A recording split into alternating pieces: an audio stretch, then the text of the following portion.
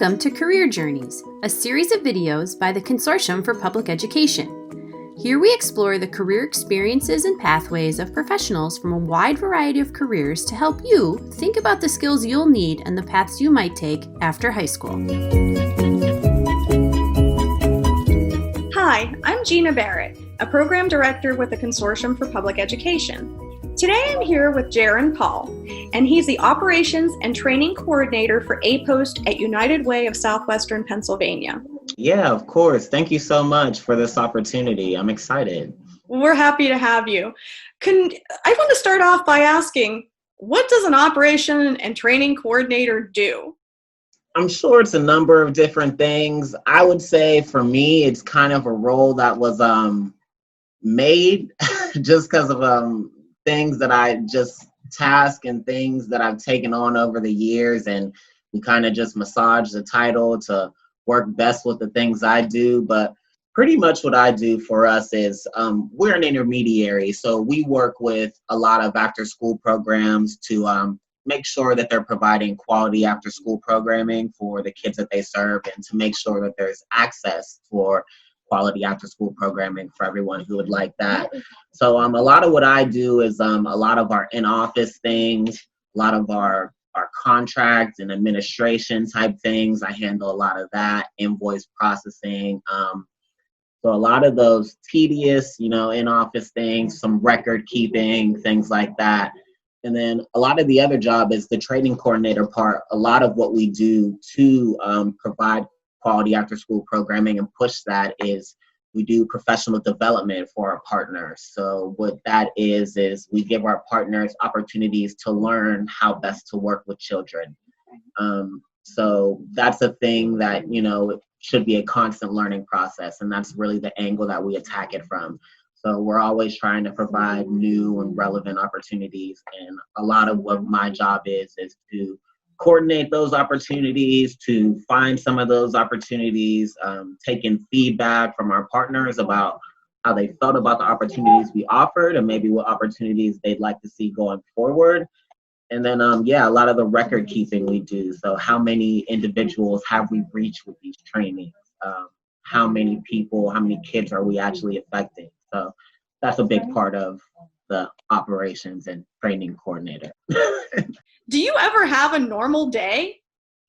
I definitely have a normal day. I would say out of my core staff group, I probably have kind of the more normalish days. I usually try to start my days and end them anywhere between like 8-ish and 5:30-ish. It kind of depends. There are different things that I have to do sometimes where I'm out of the office.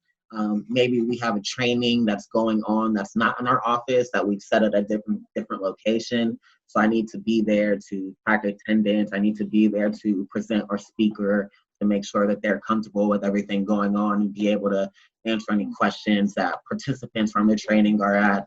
And then we have a lot of different other bigger events that we do. So a lot of our in-office things, so the file keeping and contracts, and record keeping and invoice processing, those are the more regular parts of my job. So that's why I'm in the office as much as I am, but it does differ. I do get some days out of the office, and it is nice to, be out and about sometimes as opposed to in your chair the entire time.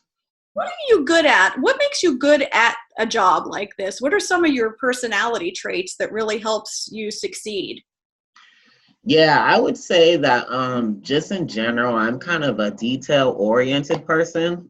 So that's kind of how I approach things. I like to really read and take in knowledge and kind of take things in before I figure out how we can maybe approach it differently or maybe what's the best way to approach this. So, and I'm kind of good at organizing and self-prioritizing. So those are some big things for me. And then just communication. That's always a big one, being able to talk to people and chat and make different connections and being able to, get your point across in different ways and express yourself in courteous manners and build those professional relationships, So that's a lot of what we do. And that's a lot of what has allowed me to be successful in this current role that I'm at now. What has your career path been like? What have you done before? Um, yeah, so I've been at United Way a little over 4 years now at this point. Before this, I didn't do too much. I went to the University of Pittsburgh just for undergrad, and my major was political science. My minor was history.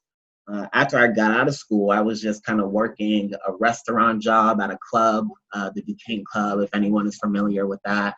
And yeah, that's where I met the former president of United Way, Bob Nelkin, and we just kind of got to talking. I realized that I had gone to middle school with his son. And so I kind of brought that up, and he just kind of asked me, "What are you doing?" And I was like, "I just got out of school. I'm not doing too much." And he was like, "Hey, well, give me a call, see if we have anything for you." And I ended up giving him a call. I had a meeting with him. He was very great and gracious. It's been a fantastic story for me. So all that to say, kind of networking is definitely a big thing of what you will do. So yeah, don't listen. Make sure you listen to people when you say that. It's definitely about what you know.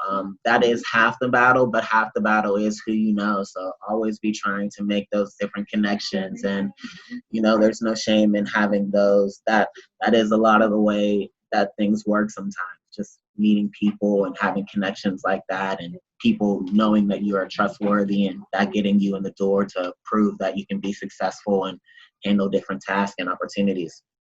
I really just want to ask you, is there any additional advice that you have for students who are in high school who are maybe thinking of pursuing a career like yours, or maybe you're making them think that is something that I would like to do?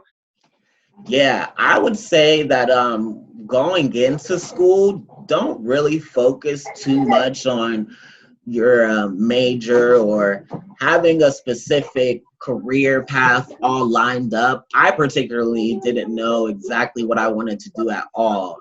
If you told me my freshman year that would be my career path, by the time I was 29, approaching 30, I would have been like, what? I would not have quite known what that was, how that really operated. So yeah, I would say don't get too caught up in the stresses. A lot of college and even just your early 20s is about finding out your life and finding out your career path. So I would say, yeah, get your general education requirements out of the way. Get those tied up, and then you can figure out what you like the most and just gravitate towards that and do what's best for you. Do what fits your skill areas, and that's really going to make finding something that you like and finding something that you can be passionate about and work towards a lot easier for you. Sounds like great advice to me. Well, Jaron, thank you so much for sharing your expertise with us. Thank you, guys. For more information or to learn about other careers in the Career Journey series, visit our website and check back soon for our next installment. Thanks!